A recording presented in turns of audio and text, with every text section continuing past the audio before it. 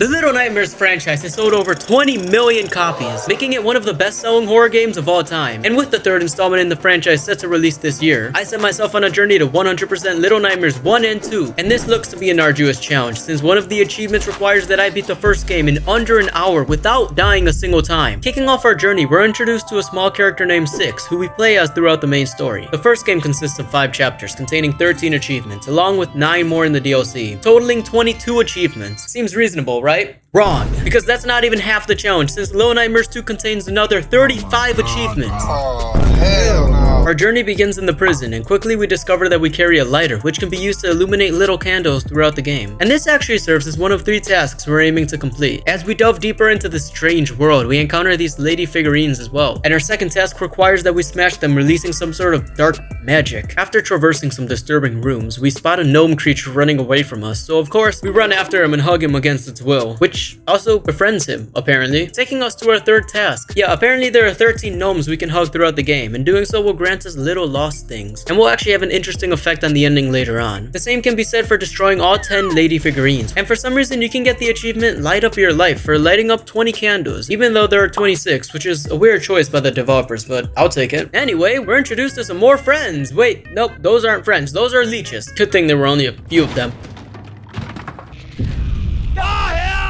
After evading the leech's territory and doing some crazy parkour, I came across this eye thing that kinda acts like a security camera, but instead of alerting people of our presence, it just straight up turns us to stone. And after getting past the eye, we enter a room where we find a bunch more kids just like Six. Right before this crazy looking dude with 10-foot arms emerges out of nowhere, like what are those? And somehow these kids are completely oblivious to this monster and their presence, but that's fine, because we make it out of there and into the cafeteria, where we start getting hungry. Luckily, there's a kid just chilling in there, and he sees us, so he tosses us a piece of food, which was really nice of him. Thank you, man. Anyway, the rest of this level consists of more puzzles, which I got by first try, and we make it to the next chapter of Little Nightmares, the lair. Oh, also we unlock an achievement for completing every chapter. We enter a room with a huge staircase leading up to a room which, judging by the extremely elongated shelves, I speculate belongs to the monster we came across earlier. His name's the janitor, in case you're wondering. We get the key on his desk and gain access to an elevator, which we take down to this dark corridor, and come on, you cannot possibly be hungry again. Apparently, we're once again starving, which leads us to our own demise as we enter this very obvious trap. Oh hey, how are you doing? Yeah, it seems we've been taken by the janitor, and by the looks of it, we weren't the only ones. Once he leaves the room though, we're able to make our escape, only to find ourselves with the janitor once again literally right in the next room, and I'm not really sure what he's doing, nor do I want to know. But luckily, the janitor is actually blind, so as long as we're quiet, he won't even notice us.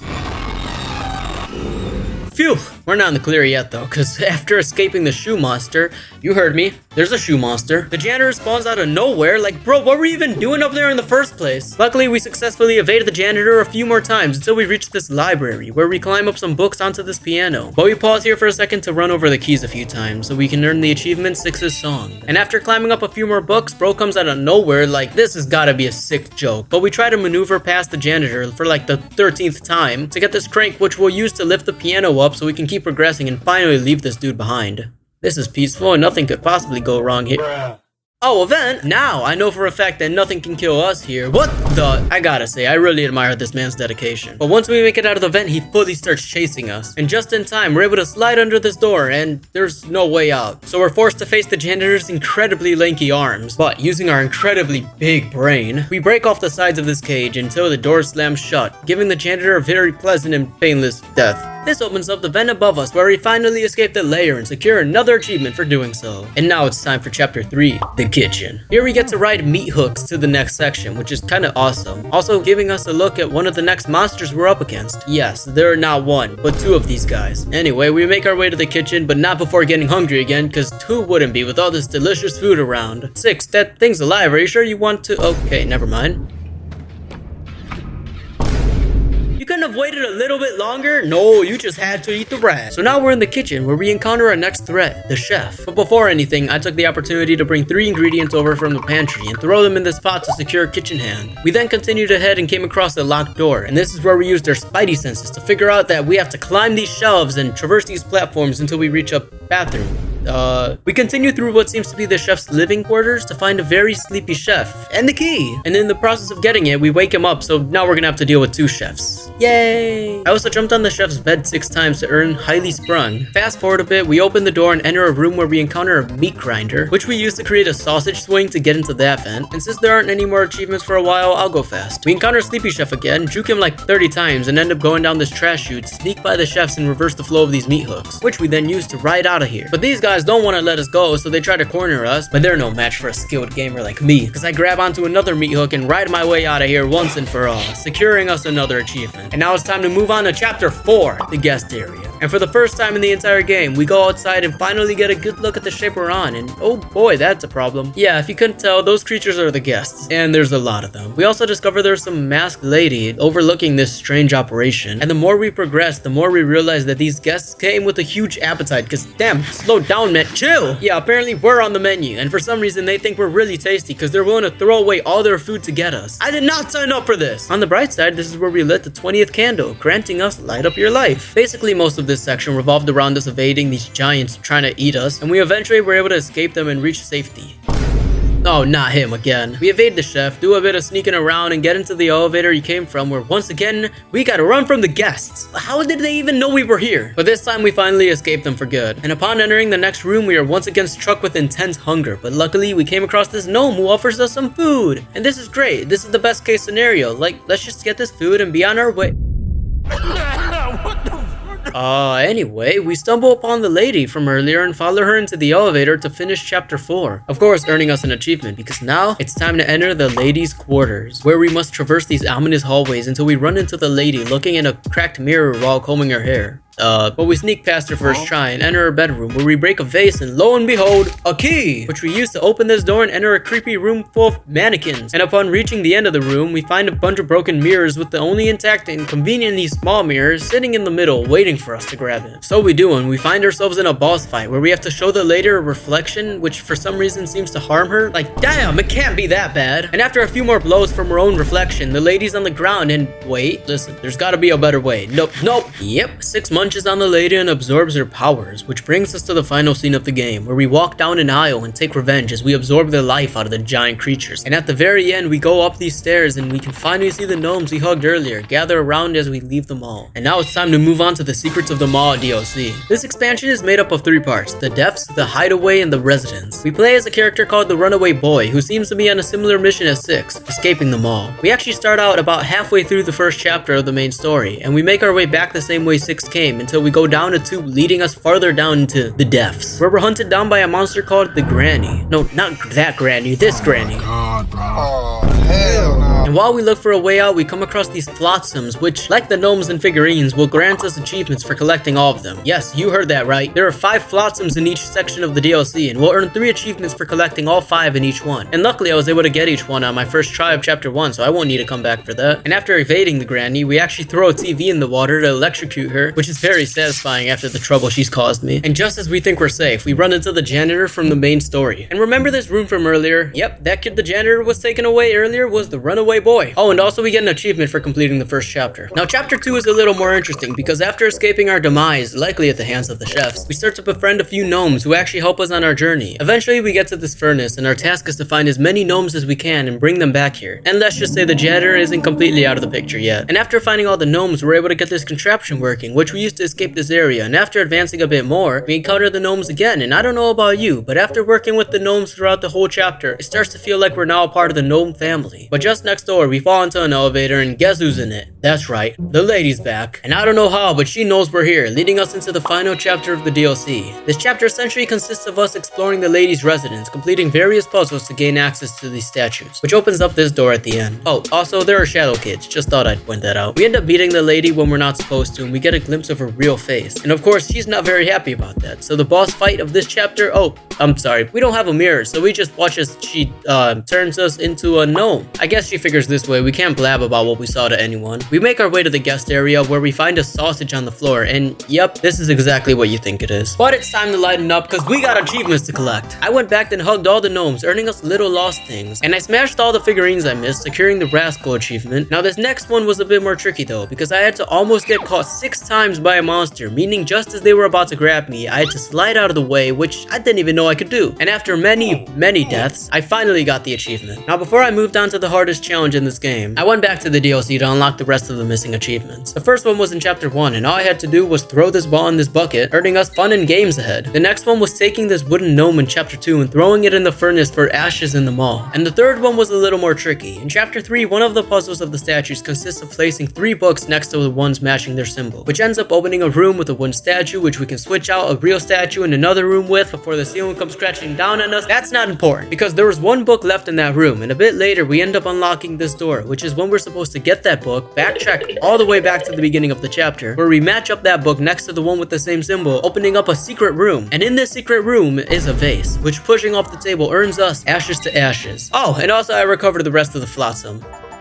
Now it was time for the achievement that has been haunting me since I started this challenge. Heart to the core. We had to complete the entire game in under an hour without dying a single time. And let me just say, this took quite a few tries. I even researched speedrun strats and learned exactly how the game's sprint and stamina mechanics work. And while I did learn that I'm not meant to be a speedrunner, because there's no way I'm pulling that off, I did get very good at a huge skip. You see, instead of going down this garbage chute, I actually perfectly timed this jump so I could reach this door handle, and then I climbed up these pots and pans and got over here, where if I timed the jump perfectly to grab onto a meat hook, it would basically teleport us to the final chef chase sequence, saving a bunch of time and skipping a pretty dangerous section actually, which doesn't even matter if you get eaten by a guest right when you're about to beat the challenge. No matter though, because we put on our lucky fox hat and got it in the next attempt. Yeah, we're like that. Bang! Now it's time for Little Nightmares 2. And I gotta say, this was definitely my favorite. Little Nightmares 2 used everything from the first game and gave a co-op spin to it. We play as a character called Mano, who wakes up in a forest after having a weird dream about some door. We start exploring to try to figure out where we are, learning the basic mechanics of the game. And I gotta say, it feels like they took the mechanics from the first game and just made it much better. I could noticeably feel the difference interacting and moving around in this world. Anyway, after progressing a bit, we take a detour into this hidden tunnel to reveal what looks to be glitching remains of some kid. These are actually hidden throughout the game, and we can get multiple achievements for running into them. Anyway, we run into a bear trap, which I suspect wasn't meant to trap bears, but we can trigger it by hitting it with this stick. And after sliding down this log, we can find the next glitching remains back here in this little cave. And after a little detour, guess what we run into next? More bear traps. And it's important that we trigger as many of them as we can, because we have to make it across this entire area without dying to earn our first achievement. And soon after, we run into this cabin, which we enter and immediately earn our second achievement for opening the fridge. And oh boy, what do we have here? Is that cake? We continue exploring this house and hear some music box playing downstairs, but first we go down this hallway and to the left, where we can find our first hat. And like the glitching remains, we can earn multiple achievements for collecting all the hats. I also immediately decided to put on this hat because it becomes necessary for another achievement we'll get in a bit. We go down to the basement and use this axe to break this door down, where we meet another character just like us. But she seems pretty startled that we just broke into her room with an axe, so she tries to get away from us. But we follow her upstairs and find her trying to get into the attic, probably to find a key to this door. And she realizes that she needs our help, so she finally decides to trust us. So with a bit of teamwork, we got into the attic and obtained the key. And just as we were about to head back down, this gnome came out of nowhere, so I followed it further into the attic, where we completed a quick puzzle giving us access to a gnome hat. This is actually the Gnome's Attic DLC, and as you can tell, it's not very long, but it was definitely a fun little Easter egg. Anyway, we make it back downstairs and unlock the door, leading us back outside. And instead of continuing ahead, if we open the door to this outhouse, we can actually find yet another glitching remains. And before I forget, I seized the opportunity to call our friend 26 times, earning us 26. We move forward into this room where we meet the hunter, and we have to sneak by him very quietly, as you can see me doing right now. And I don't know about you, but this scene is kind of reminding me of someone. Anyway, after making it outside, the hunter realizes we're here and hunts us down. And since there aren't any achievements for a while, I'll try to sum this up as best I can. We escape the hunter, stop by these cages, and obtain our third hat. But then the hunter finds us again and almost kills us, but we escaped into this swamp, which we navigated stealthily until we had to make a run for the shed, where we found a shotgun, and I think you can guess what happens next. Also, we got an achievement. Yeah, remember earlier when I said we needed to wear this raccoon hat? Well, doing so up to this point earns us fair prey. So after absolutely obliterating the hunter, we climb out of the shed and find ourselves at a beach, and we use this door as a raft to finally get out of here. And this is actually a surprisingly chill segment for a horror game. I don't know what it is, but I really like how Little Nightmares 2 has, for the most part, been taking place outside. Anyway, that's enough blabbering because we've arrived at our destination, the Pale City, where we encounter the final glitching remains of this chapter, earning us Wild Kids. And this is also where we end chapter 1, earning us another achievement. Upon entering this building, I immediately felt how different the atmosphere was. We went from being surrounded by nature to an abandoned dystopian city. Oh, and also we stumble upon some more glitching remains. And soon after, we also encounter a TV. And this is where things start getting interesting because we can actually tune the transmission to try to get this door at the end of the hallway in the center of the screen. After doing so a couple times, we're sucked into the TV. So of course, we try to get to the door, but not before a friend pulls us right out, probably saving us from something really bad in the process. So that was weird, but I guess we'll just ignore that and move on. We end up reaching a schoolyard where we find glitching remains in a soccer ball hat, which if we put on and run through the goal earns us referee. And we then climb through a window into the school, and here we can pick up this paper airplane and throw it out the window we came for another achievement. The deeper we explore into the school, the more we learn this wasn't such a good idea after all, especially since we're immediately met with booby traps and kids? Wait, those aren't kids. Okay, yeah, our friend gets kidnapped by what we're gonna be calling bullies, which we soon learn aren't exactly made of flesh and bone. So now we're on a mission to try to save our friend, not before doing a quick stop for some glitching remains and running into an elevator with a lock on it. Remember that monster shadow we saw earlier? That's the teacher, and class is in session. We need to get across our classroom and get the key to this bookshelf, but first we make sure to trigger the bullies because we need to get them crushed by the bookshelf to earn Bully of Bullies, even though we also kinda get crushed ourselves. But then we actually got the key, got traumatized by whatever's going on here. Like, was this really necessary? You couldn't have just walked in like a normal person? But alas, we snuck past her and got to the elevator, taking us to a new floor where we came across another bully. And you see that pipe over there? We're actually supposed to run over there and smash him before he can get to us, but if we time it perfectly, we can evade him without having to kill him, earning us Merciful Feet. Now the next couple of sections mainly consist of us hiding from the teacher to get to the library, where we find the tin can hat and get chased in the most unnerving way possible. Like, this is just horrible. Please stop doing that. But we then make it to this room where we find some more glitching remains and then have to complete a puzzle with these chess pieces to get a key and apparently get greeted by this wonderful drawing. The key opens up a door to the kitchen where we find more glitching remains and more friends, which actually works out for us because after absolutely obliterating them, we use one of their heads as a disguise and make it past the rest of the cafeteria, where we eventually run into the teacher again. We pretty much have to be as discreet as possible and sneak past her until we make it to this room, and oh boy, this is gonna be fun. We eventually find our friend and free her, and then find a piano, which we can run across a few times until we earn monotone, just like we did in the first game. And after progressing a bit more, we run back into the teacher who literally chases us through a vent. Like, how do you not have a headache already? Fortunately, this is also the last we see of her, because we finally make it out of the school. And I was serious earlier about the outdoors being one of my favorite parts of this game. Like, this can't just be me, right? This is literal art. Oh, and also we find the last glitching remains for chapter 2, securing another achievement for collecting them all. And soon after, we enter this room, where we find a familiar raincoat, and oh, is that? It's been 6 all along from the first game? Oh, and is that an achievement I see? Now it's time for chapter 3, and upon entering this building, we earn an achievement for completing chapter 2, and almost immediately after, we're greeted by a never-ending abyss of nothingness. What could possibly be the explanation for this? How does this even happen? We do a little parkour and we reach solid ground, where we learn how we can use these batteries to divert power to different things, such as this door. We continue pushing deeper into this hospital and find a flashlight so we can finally see in these dark hallways. And also we come across our first glitching remains of chapter 3. Heading onward, we find this vending machine, which we can use to get sodas to open this door. And if we keep pulling the lever, it'll grant us the achievement Hunger. And in the next room, we encounter another TV, and we pull ourselves back into the twisty hallway. And it seems like this time we're actually able to get closer, but it's still not enough because someone won't let us.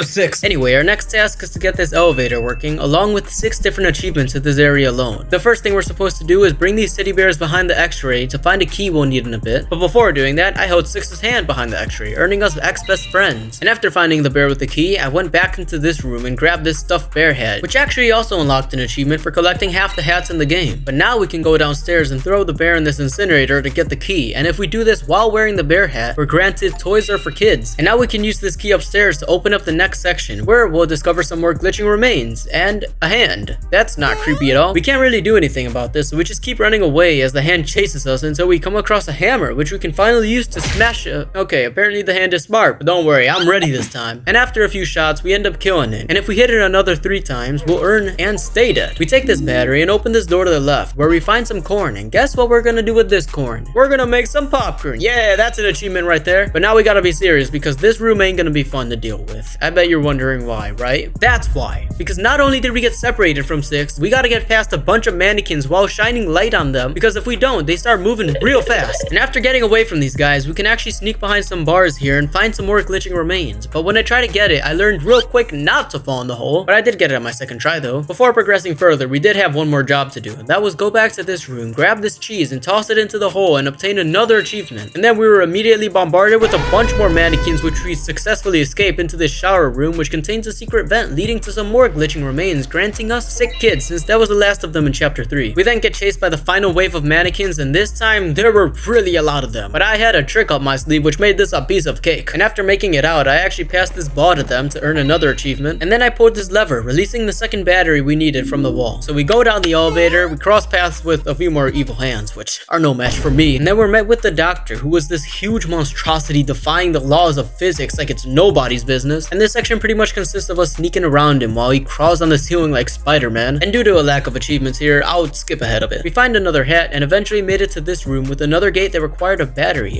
that just so happened to be sitting right there. Perfect. So we created a distraction in another room and stole the battery, and once we opened the gate, bro got furious. Like, this was one of the most intense chase sequences so far, because it felt like we were actually mere seconds away from being turned one-dimensional. Get it? Just the game's a side-scroller. We led the doctor into a furnace where we're supposed to burn him alive, but we decided to go a more pacifist route to earn first do no harm. And we finally made it out of the hospital, earning us another achievement for completing chapter 3. Now I gotta say, this next chapter was definitely my favorite. But before we get to that, let's hop into this sewer to collect some more glitching remains. And once we got out, I also remembered that we had to hold 6's hand for 6 minutes, which would earn us in the palm of my hand. And then we started exploring this building until we were jump scared by this thing with a very distorted face, and he didn't seem very interested in us like any of the other monsters we encountered so far. In fact, the more we advanced, the more we learned that these guys are completely obsessed with watching TV.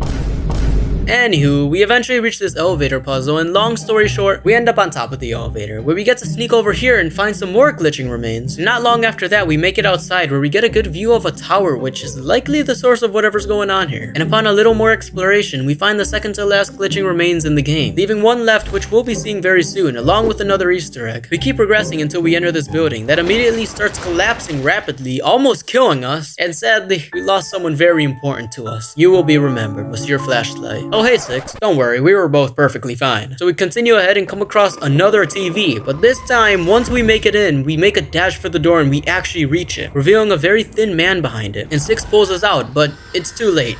He's here. Oh, hell no, man. We make a run for it, and fortunately we're able to take cover. Unfortunately, 6's cover wasn't strong enough and she's taken by the thin man, leaving glitching remains of her behind. Now our mission is to save 6, and weirdly enough, the TV in the other room was still on, so we went up to it and we get sucked in.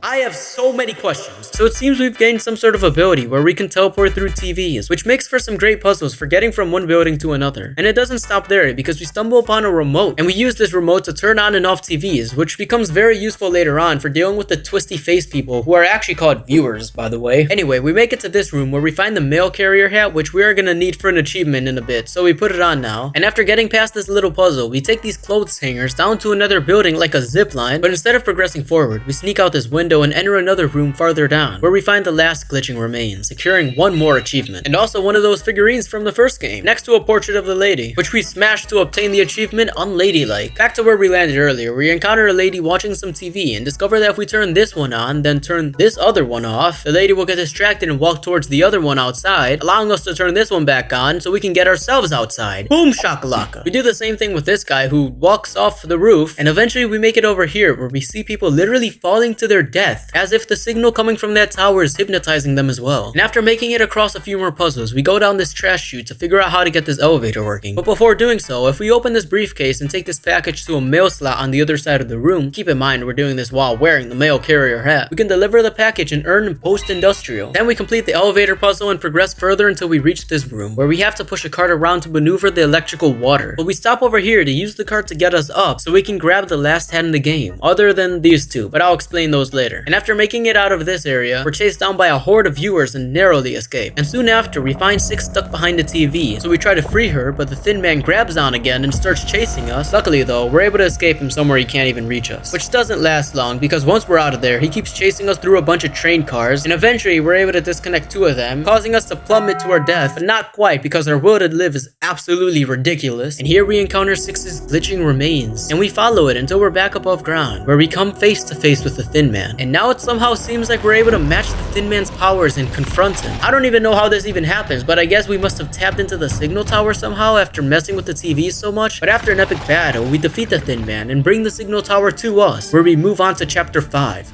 And interestingly enough, entering the signal tower leads to the same hallway from before, only what's behind the door has changed, because we find ourselves in a really strange place where gravity decided to take a vacation, and these doors aren't actually doors, because when we enter them we teleport to different rooms, sometimes even the same room, and we basically have to follow the music through a labyrinth of doors until we eventually reach Six. And what are those? Something happened to Six, and we suspect that it has something to do with the music box, so we called her to get her to move around until we can get this hammer and smash the music box. But Six ain't too happy about that, so she starts chasing us around, and eventually we do lose her, but then we remember that she's our friend, so we start looking for her again, and we find her hiding out guarding the music box. So we do a little bit of strategy here, and we sneak by her by calling her on one side, then teleporting to the other and giving us enough time to go over and smash that music box, just like you should smash that like button. And we basically have to do that a bunch of times until we finally get to destroy it.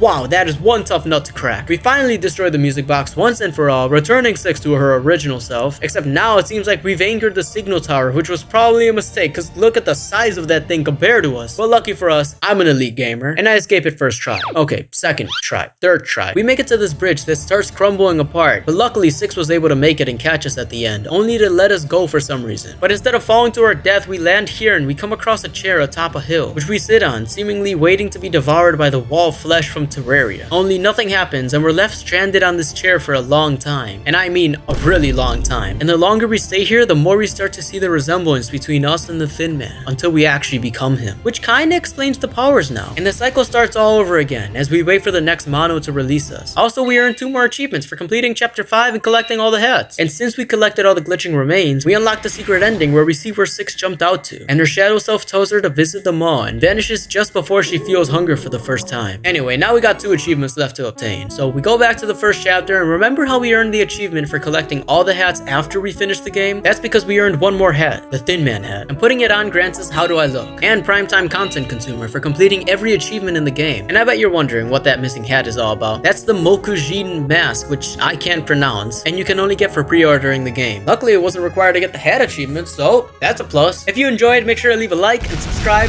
please. And if you want to watch me 100% other games, then you can probably find those on the screen right here somewhere.